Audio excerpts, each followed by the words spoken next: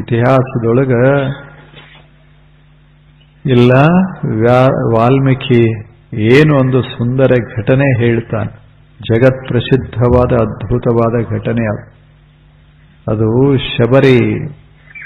ಏನು ಭಾವನಾ, ಎಂಥ ಭಾವ!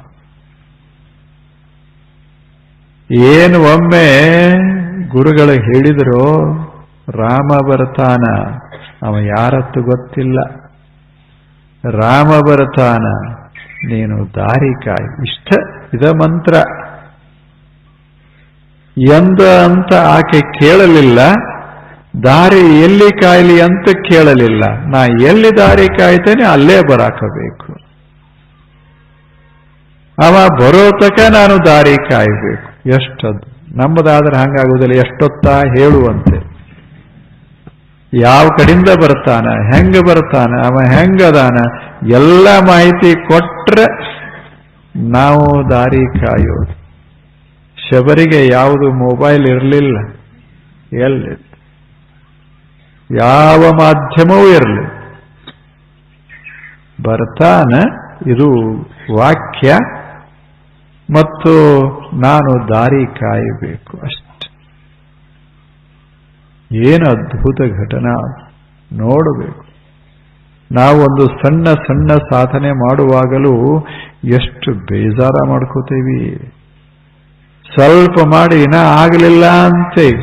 ನಮ್ಮದಿದು ಆಗುವುದಿಲ್ಲ. ಏನು ಒಂದು ಸಸಿ ನೆಟ್ಟವ್ರೆ ಎಷ್ಟು ದಿವಸ ಇದು ಬೆಳೆಯೋದು? ಮೊದಲ 10 ವರ್ಷಗಳ ಕಾಲ ಜನ ಮಾವಿನ ವೃಕ್ಷವನ್ನ ಬೆಳೆಸ್ತಿದ್ರು. ಬೆಳೆಸಿ 10 ವರ್ಷದ ನಂತರ ಒಂದು ಹಣ್ಣು ಸಿಕ್ಕರೆ ಆನಂದ ಪಡ್ತಿದ್ರು. ನಮ್ಮದು ಹಂಗಲ್ಲ. 8 ದಿವಸ ಯಾಕೆ ದಾರಿ ಕಾಯ್ಬೇಕು? 2 ವರ್ಷದಾಗ ಆಗಬೇಕು. ಹಿಂಗ ಹಚ್ಚೋದ್ರಾಗ ಆಗಿರ್ಬೇಕು. ಹಿಂಗ ಅದರಾಗ ರುಚಿ ಇರುವುದಿಲ್ಲ. ಹಚ್ಚಿ ಕಾಪಾಡೋದ್ರಾಗ ಅದು ಎಷ್ಟು ಸಾವಕಾಶ ಆಗ್ತದೋ ಅಷ್ಟು ಮಧುರ, ಅಷ್ಟು ಆರೋಗ್ಯಕರ. ಜೀವನ ಅಂದ್ರೆ ಸಾಧನೆಯ ಅನುಭವ. ಹಾಗ ಬಾಳೋದದ. ಸಿದ್ಧಿ ಮಹತ್ವದ್ದಲ್ಲ, ಮುಟ್ಟೋದೇನು ಮಹತ್ವದ್ದದ. ಮುಟ್ಟಿದ ಬಳಿಕ ಅಲ್ಲೇನದ, ಹರಿಯುವಾಗ ಬಹಳ ಮಹತ್ವದ್ದು, ಮಾಡುವಾಗ ಬಹಳ ಮಹತ್ವದ್ದು, ಬದುಕ ಬಹಳ ಮಹತ್ವದ್ದು. ಬದುಕಿನ ಅಂತ್ಯ ಅಲ್ಲ. ಬದುಕ ಮುಗಿಸೋದು ಎಷ್ಟೊತ್ತ ಹೇಳಿ? ಒಂದು ಗುಳಿಗೆ ತಗೊಂಡು ಬಿಟ್ರೆ ಬದುಕು ಮುಗೀತು. ಬದುಕ ಮಹತ್ವದ್ದಲ್ಲ, ಪ್ರತಿ ಕ್ಷಣ ಬದುಕ್ತೇವಲ್ಲ, ಅದು ಬಹಳ ಅದು ಬದುಕು. ಪ್ರತಿಯೊಂದು ಕ್ಷಣವೂ